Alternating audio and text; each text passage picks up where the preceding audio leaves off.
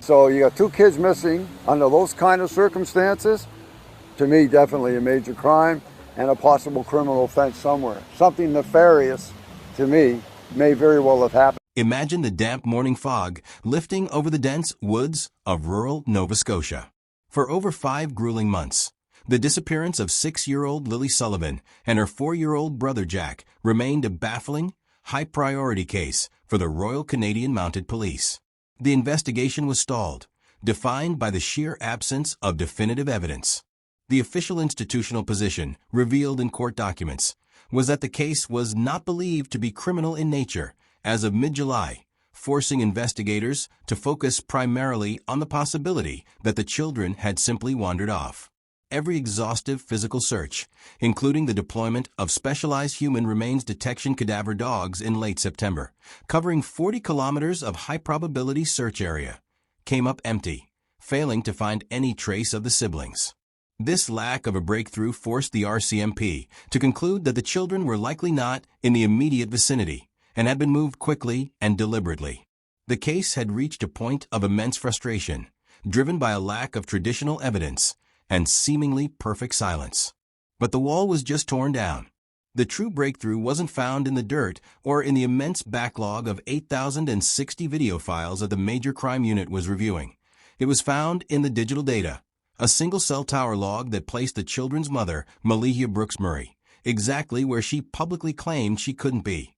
Revealing the disappearance was a deliberate act of concealment sustained for months. If you believe Lilly and Jack deserve answers, hit subscribe now. We are working hard to reach our goal of 2,000 subscribers to keep covering this critical case. Drop a prayer in the comments below, because this investigation has just broken wide open. The immediate revelation of the midnight cell tower ping, which placed Brooks-Murray in the Lansdowne Station area just 20 minutes away at midnight on May 1st, immediately shattered her carefully constructed alibi that she was out of province that evening. The digital evidence contradicted her subsequent story and corroborated the inconsistencies noted early on by investigators. Brooks-Murray had first told police she put the children to bed at 9 p.m., only to later revise that time to 10 p.m. This critical unverified 1-hour window of activity around the 9:30 p.m. mark, during which she claimed her partner was still awake and his movements unknown, retrospectively became the precise window of opportunity for the crime. This time frame aligned with ATV rental records tracing a quad idling on a back road near the staging area, exactly where the concealment operation began. Brooks-Murray's hasty return by dawn hours before reporting the children missing confirmed the timing of the planned act. The tracing of the cell phone log led RCMP teams swiftly to secure Brooks-Murray's rental car. Inside the trunk, officers discovered devastating physical evidence, confirming the children were moved in the vehicle. A single pink sock caked in woodland debris, a half-eaten granola bar bearing Jack's DNA, and a tuft of blonde hair entwined with pink fibers identical to Lilly's clothing. This was not accidental transfer. Independent forensic experts determined this accumulation was proof of deliberate human handling, physically tying the mother directly to the children's presence in the vehicle and solidifying the concealment operation.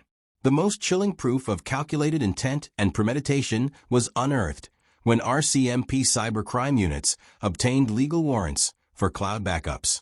This access allowed investigators to look past public statements and into the digital mind of the perpetrator. They discovered deleted voice memo files recorded on an encrypted app, providing a direct, unfiltered look into a person executing a sustained deception. Those files included multiple takes of the same chilling, rehearsed phrases, confirming intentional planning. Once they're gone, nobody will search here again, and the utterly disturbing command: keep them quiet until help arrives. Audio specialists confirmed the recordings matched Brooks-Murray's voice, noting that each subsequent take was more controlled and emotionally distant than the last, demonstrating someone methodically rehearsing a false narrative under extreme pressure. This level of planning immediately forced the investigation to abandon any lingering theories of a spontaneous event.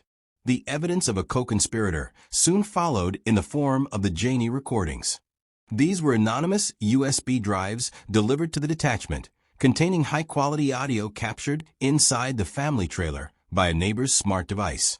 In one clip, a second voice, later linked to a family acquaintance, was clearly heard whispering logistical instructions. Dispose the evidence after dark. The RCMP has seized these tapes as critical evidence, establishing the full scope of the conspiracy and confirming the involvement of at least one other party in the meticulous removal and concealment of the children.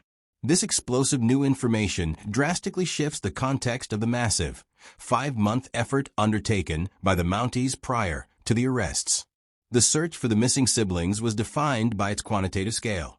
The Major Crime Unit diligently assessed and followed up on more than 860 tips received to date, meticulously reviewed an immense 8,060 video files pulled from broad geographical areas, and formally interviewed at least 54 individuals in connection with the disappearance.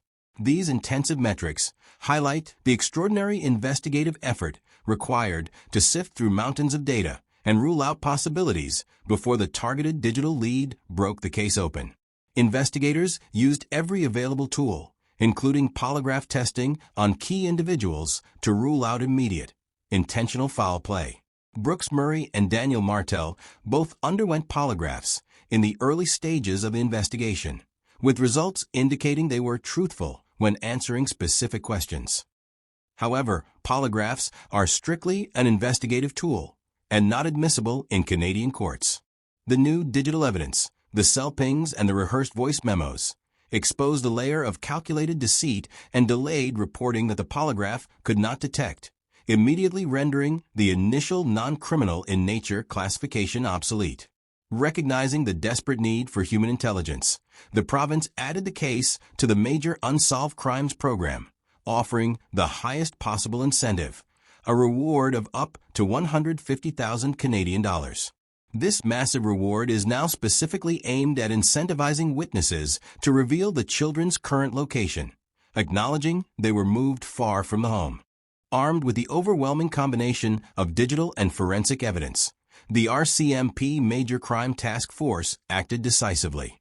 The case classification instantly shifted from a protracted missing persons investigation to an active criminal conspiracy case. The mother's previous public media appearances and emotional pleas are now viewed by the police as a calculated performance intended to distract from her guilt and orchestrate a misdirection. The charges being laid are comprehensive and grave: obstruction of justice, mischief, endangering life, and criminal conspiracy. As of this morning, Brooks-Murray is in custody, placed under a publication ban, as the RCMP formally lays out the charges. Arrest warrants reportedly name her and at least one co-conspirator, demonstrating the Mounties are moving forward with a tightly controlled, targeted prosecution. Search warrants have now been executed on multiple properties beyond the family home, including a remote shack where backpack liners were found, and a second trailer where officers discovered children's vitamins and a poignant homemade drawing captioned, "Me and Jack by the River." These highly focused searches are aimed at finding the location of the children. The forensic examination of seized materials, including a pink blanket belonging to Lilly that was found in suspicious locations, including fragments near the home and pieces disposed of in the residential trash, is continuing. This ongoing analysis is crucial in determining if the items were deliberately staged to mislead the initial search efforts and support the false narrative of the children wandering away into the dense woods. The intense 5-month investigation has culminated in criminal charges, but the primary, agonizing question remains: where are Lilly and Jack? The failure of the specialized cadaver dog teams, which covered 40 kilometers of high-probability areas near the home, confirms the children were moved quickly and deliberately from the immediate vicinity. The investigative focus has entirely transitioned from searching the nearby woods to locating a calculated deposition site, likely far outside the initial search grid. To this end, the RCMP is coordinating specialized search teams. New sonar technology is revisiting water sources, drainage ditches, and abandoned wells, any place where hidden items or bodies might be submerged or concealed. A ground-penetrating radar team is set to join the search tomorrow at a field near the ATV trail, using sophisticated technology capable of detecting disturbances beneath the surface. This massive shift in resources, coupled with the new criminal charges, means the RCMP is now urgently pursuing the co-conspirator to force the release of the children's location. The $150,000 reward remains active, now specifically incentivizing witnesses to provide information leading directly to their recovery. Every unraveled lie brings investigators closer to the truth and closer to finding these children, alive or otherwise. If you have any information about May 1st or 2nd, no matter how insignificant it seems, an ATV sighting, an online conversation, a tire track, please contact the Northeast Nova RCMP Major Crime Unit at 902-896-5060 or call Crime Stoppers anonymously at 1-800-222-TIPS 8477. Share this video to spread the word. Their voices may have been silenced that morning, but our world will not stop listening until they are found.